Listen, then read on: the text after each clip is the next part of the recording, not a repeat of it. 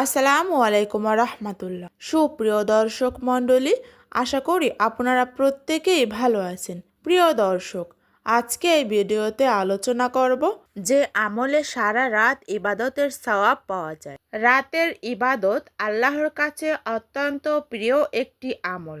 যুগে যুগে আল্লাহর প্রিয় বান্দা ও নেককার ব্যক্তিরা রাতের নীরব সময় ইবাদতে মগ্ন থাকে, কারণ রাতের ইবাদত মানুষের অন্তরকে পরিশুদ্ধ করে এবং আল্লাহর নৈকট্য লাভের অন্যতম মাধ্যম। পবিত্র কোরআনে আল্লাহ তাআলা বলেন, নিশ্চয়ই রাতে ইবাদতের জন্য ওঠা প্রবৃত্তি দমন করে বেশি সহায়ক এবং তা স্পষ্ট উচ্চারণের জন্য অধিক উপযোগী। রাসূল সাল্লাল্লাহু আলাইহি সাল্লাম ও তার উম্মতকে রাতের ইবাদতের প্রতি উৎসাহিত করেছেন।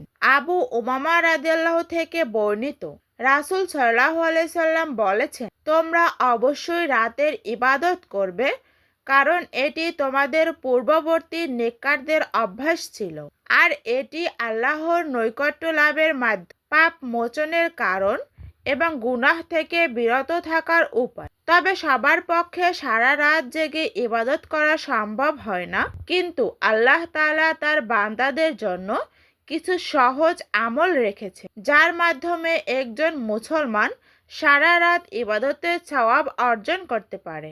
নাম্বার 1, ফজর ও এশার নামাজ জামাতে আদায় করা। উসমান ইবনে আফফান রাদিয়াল্লাহু থেকে বর্ণিত, রাসূল সাল্লাল্লাহু আলাইহি সাল্লাম বলেছেন, যে ব্যক্তি এশার নামাজ জামাতের সঙ্গে আদায় করে সে যেন অর্ধরাত ইবাদত করল, আর যে ব্যক্তি এশা ও ফজরের নামাজ জামাতের সঙ্গে আদায় করে সে যেন পুরো রাত ইবাদত করল। নাম্বার 2, তাহাজ্জুদের নিয়ত করে ঘুমানো। আবু দারদা রাদিয়াল্লাহু থেকে বর্ণিত, রাসূল সাল্লাল্লাহু আলাইহি সাল্লাম বলেছেন, যে ব্যক্তি তাহাজ্জুদের নামাজ পড়ার নিয়ত করে ঘুমায় কিন্তু ঘুমের কারণে জেগে উঠতে পারে না, তার জন্য তার নিয়ত অনুযায়ী সওয়াব লেখা হয়, আর তার ঘুম আল্লাহর পক্ষ থেকে তার জন্য সৎকার মতো হয়ে যায়। নাম্বার 3, সূরা বাকারার শেষ 2 আয়াত তিলাওয়াত করা। আবু মাসউদ রাদিয়াল্লাহু বলেন, রাসূল সাল্লাল্লাহু আলাইহি সাল্লাম বলেছেন, সূরা বাকারার শেষে 2টি আয়াত রয়েছে, যে ব্যক্তি রাতে এই 2টি আয়াত তিলাওয়াত করবে তা তার জন্য যথেষ্ট হবে। ইমাম নববী রহমাতুল্লাহ আলাইহি বলেন, অর্থাৎ এই 2টি আয়াত পাঠ করলে সারা রাত ইবাদতের সওয়াব পাওয়া যায়। নাম্বার 4, রাতে 100 আয়াত তিলাওয়াত করা। আবু হুরায়রা রাদিয়াল্লাহু থেকে বর্ণিত, রাসূল সাল্লাল্লাহু আলাইহি সাল্লাম বলেছেন, যে ব্যক্তি রাতে 100 আয়াত তিলাওয়াত করে তার জন্য পুরো রাত ইবাদতের সওয়াব লেখা হয়। নাম্বার 5, উত্তম চরিত্র ধারণ করা। আব্দুল্লাহ ইবনে আমর রাদিয়াল্লাহু বলেন, রাসূল সাল্লাল্লাহু আলাইহি সাল্লাম বলেছেন, একজন মুসলমান তার উত্তম চরিত্রের মাধ্যমে সেই ব্যক্তির মর্যাদা লাভ করতে পারে যে ব্যক্তি রাতভর নামাজ পড়ে এবং দিনে রোজা রাখে। আর আয়েশা রাদিয়াল্লাহু থেকে বর্ণিত, রাসূল সাল্লাল্লাহু আলাইহি সাল্লাম বলেছেন, মুমিন ব্যক্তি তার সুন্দর চরিত্রের মাধ্যমে রোজাদার ও রাতভর ইবাদতকারীর সমান মর্যাদা লাভ করতে পারে। নাম্বার 6, বিধবা ও অসহায় মানুষের সাহায্য করা।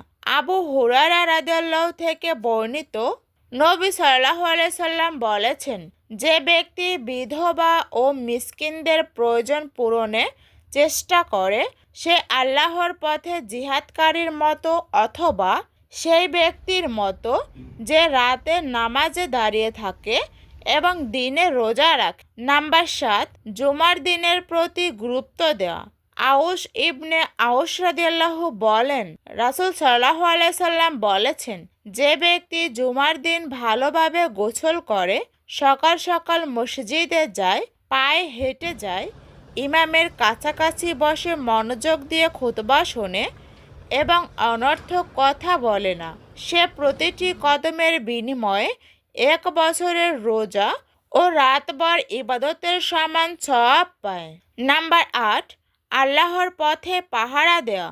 সালমান ফার্সি রাদিয়াল্লাহু বলেন, রাসূল সাল্লাল্লাহু আলাইহি সাল্লাম বলেছেন, আল্লাহর পথে 1 দিন বা 1 রাত সীমান্ত পাহারা দেওয়া 1 মাসের রোজা ও নামাজের চেয়েও উত্তম। ইসলাম এমন একটি সহজ ও সুন্দর ধর্ম যেখানে আল্লাহ তাআলা বান্দাদের জন্য অসংখ্য সহজ আমলের ব্যবস্থা রেখেছেন। এসব আমল নিয়মিত করলে একজন মুসলমান সহজেই অনেক বড় সওয়াব অর্জন করতে পারে। আল্লাহ তাআলা আমাদের সবাইকে এসব আমল আন্তরিকতার সঙ্গে করার তৌফিক দান করুন।